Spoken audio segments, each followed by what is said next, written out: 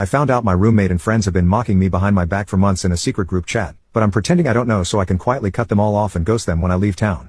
I'm Ron, 28, and I currently live with my roommate, Emma, who's 27. She's my younger sister's best friend, and I've known her since we were kids. Originally, my sister lived with us too, but she moved abroad for her studies and now lives in another country with her fiancé. The apartment belonged to her late aunt, so she lets me stay there rent-free, but we share the bills and chores. It's a pretty great setup if you ask me. I've never had any issues living with Emma. There have never been any romantic feelings between us. I respected her boyfriends, and she respected my girlfriends.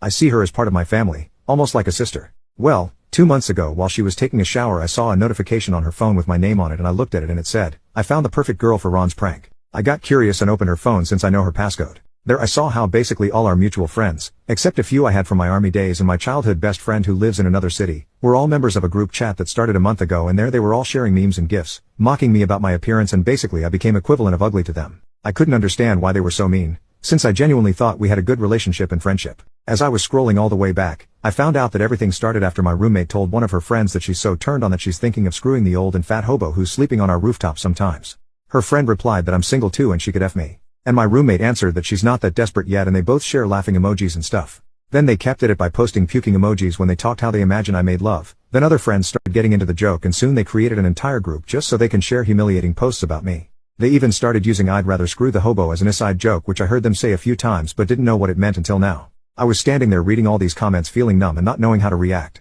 They also planned to do a prank on me. They would have a really pretty girl flirt with me and ask me out, and when I would go to the date, she would stand me up and they would have a bet on how long would I wait for her. Obviously, since I knew their plans, I rejected the girls' advances, to which I imagine all of them were surprised.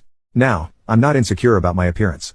I know I'm not great looking, but I never had trouble finding girls, and despite what they wrote, they didn't make me feel ugly or sorry for myself. I'm just hurt that they would do something like that, since I never did anything to warrant such mockery. Of course I'm more hurt about Emma, and I'm mostly confused since I know she cares a lot about me. 3 years ago I had a motorcycle accident and she practically slept in the hospital for the 10 days I was there, and after we came back home, she helped me all the time until I got better, so I don't know why she would do something so mean towards me. Personally, I think it was just a joke comment that got out of hand. After that, I stopped hanging out with them. I started using work as an excuse, but I limited my interactions with all of them, including Emma. If I knew they'd be at home, I'd stay longer at work or go for a walk until they left, or I'd go out with my other friends. If they suggest a night out, I'd say I was tired from work or sick and wouldn't go. I've cried a few times I stayed home thinking about the whole situation. Emma asked me the other day if everything is alright, and I told her I had some pressure at work, since I'm aiming for a promotion. That's not a lie actually. Our company is opening a new branch in another city and I was originally asked to relocate there, but I declined since I would be all alone and had to start my social circle from zero.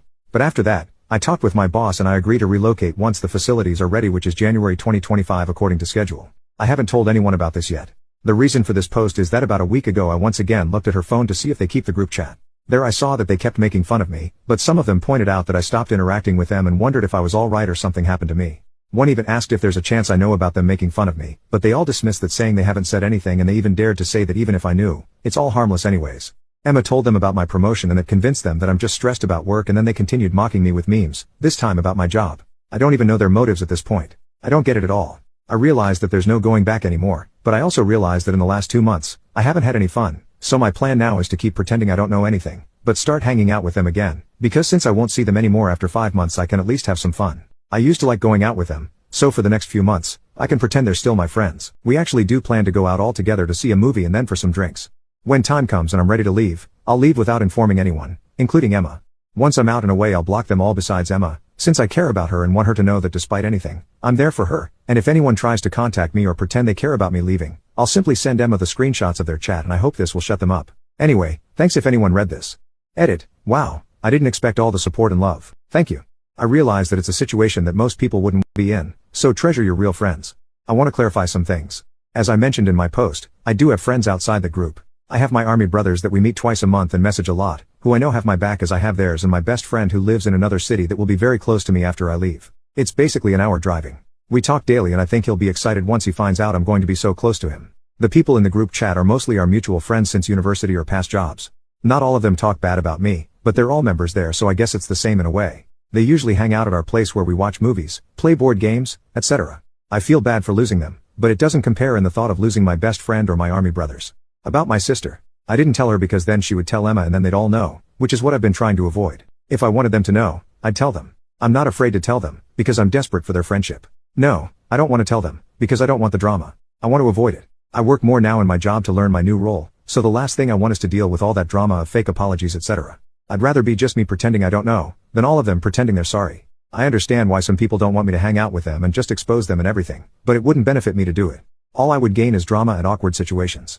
I'd rather focus on me, planning my departure, get ready for my new role and figure the aftermath. In the meantime, I don't think it would do me any good to end things with them now. I figure, I can't make new friends or seek for a girlfriend in this city since I'm leaving, so I can manage a few months in their company, instead of closing to myself.